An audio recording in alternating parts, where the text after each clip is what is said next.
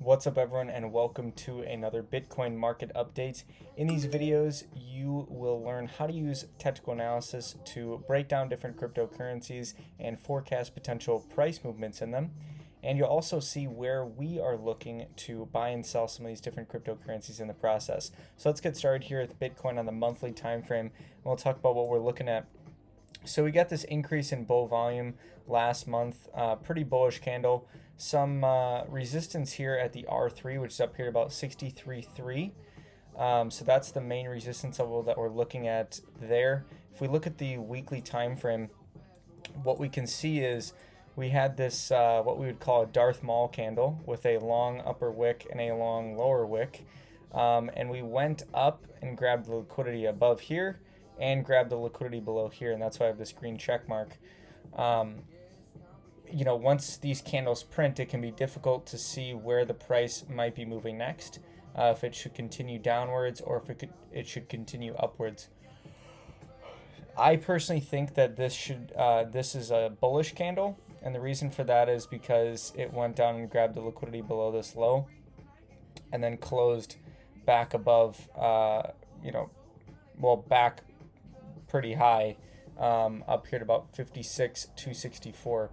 So if we look at the daily time frame, we can see that yesterday's daily candle was very dramatic in its drawdown in price. It was about a $10,000 candle from top to bottom.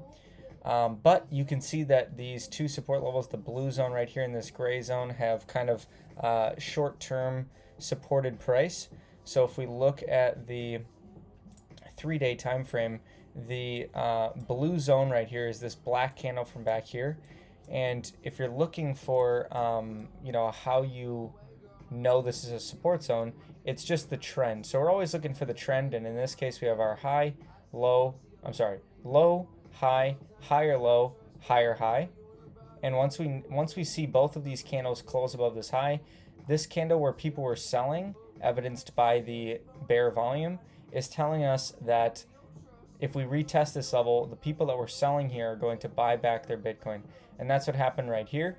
People bought their Bitcoin back. We had a rise in price, set a higher low, higher high, but we only got one candle close above this high, and then a candle close below, but we didn't close below this low either.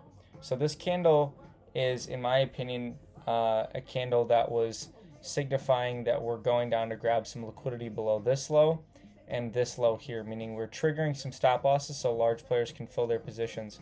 So this blue zone is the main support zone that we have down here.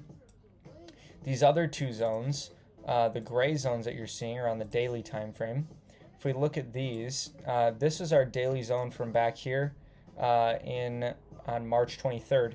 So this is where we had a trend change as well, where we came down. We had our high, low, lower high, lower low. So this should have been resistance right here.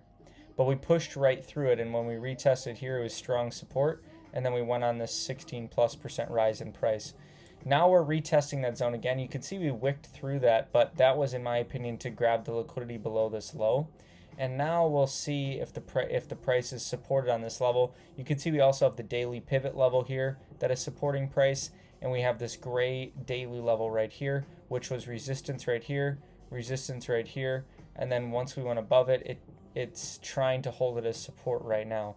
Now, for this to hold as support, we need the candle closes to be closed inside of that gray zone, and right now that gray zone, the low of that is at about 56,244. Yesterday's candle closed barely inside of it, about $20 inside of it. So we need the next subsequent, today's daily candle or tomorrow's daily candle to close back inside of that. Tomorrow's daily candle is important, and so because today's is just going to be another inside bar. And the way we know it's an inside bar is because the price action of today is going to be contained within this high and this low of the previous candle. So it's going to be inside of the previous daily candle price action.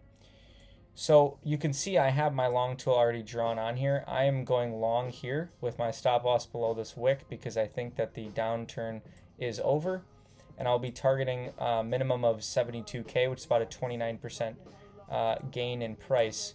I think that this is a good risk reward. We look at 2.79 here with a 29% profit potential. I can't ignore that. I also can't ignore the fact that we just grabbed liquidity below this low and this low. So over the course of the next coming days, we're going to need to see some bullish price action. And to give us confidence that the low has been set on the daily time frame, we can go down to the 4-hour time frame, and we can look at a couple different things. The first thing is we can look at the 4-hour trend. So right now we have a low, high, and now we're trying to set a higher low. So if we end up setting a higher low right here and coming up and forming a higher high and getting candle closes above this high, that will be very good for the bulls. And the reason for that is because that will be a trend change on the lower term time frames to say we're now bullish. And that's what we need to have confidence that our daily time frame low is in, because then that lower term trend is up, so it should on the higher time frame start to trend upwards as well. So what I would imagine will probably happen is we'll probably end up changing the trend on the 4-hour. If we end up going bullish, we'll change the trend on the 4-hour time frame, and then on the daily time frame we'll end up setting some lower high somewhere, coming down, forming a higher low in comparison to this one, and then a higher high from there. Hopefully that's what we would like to see if we're a bull.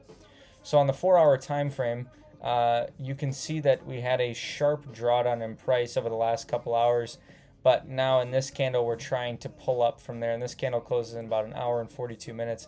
If we continue to go down and we go down below this low, that's not good in my opinion, in terms of bullishness. So we'll see, because if we look at the Ichimoku cloud, it's in the most bearish scenario that it can be in. This is the most bearish that this indicator can look. So the bulls are really going to need to show up here in a big way for this to not continue to trend downwards. So the bulls are going to have to change the trend with, like I said, setting this as a higher low and then coming up and forming a higher high. It is possible, if we look at like the 12-hour time frame, we can see we're bouncing off of the 12-hour cloud here right now, and also bouncing off of the daily pivot level. So those are the main big higher time frame, not high, but decently high time frame things that we're bouncing off of. We're going to need to see some bullish price action here, though, over the next day for this to be considered bullish. So that's kind of what we're dealing with there. If we look at the 4-hour time frame briefly real quick, the main resistance level that we're looking at besides, well, I guess this is it right here. So this gray zone that I have drawn is this candle from back here on April 8th. So this candle comes across. You can see we went above it briefly, but then we came down and pushed right through it. Pushed down below it again. So now what we'll need to see is some two candle closes above this high. And you can see if we get above this hourly pivot level here, that's inside of that gray zone. So that'll be a good level to watch if we do end up coming up and closing above that zone, for us to then potentially long that zone with our stop loss below. So I'll keep an eye on that zone. That's really the only level I'm watching right now. If we look over at where we're currently bouncing in price, it's this black candle right here, back from the 27th of March. So that's trying to support price right now. And if we look at the 2-hour time frame, the bulls are probably going to have to set some sort of lower high, and then higher low, and then higher high if they're going to try and change a trend.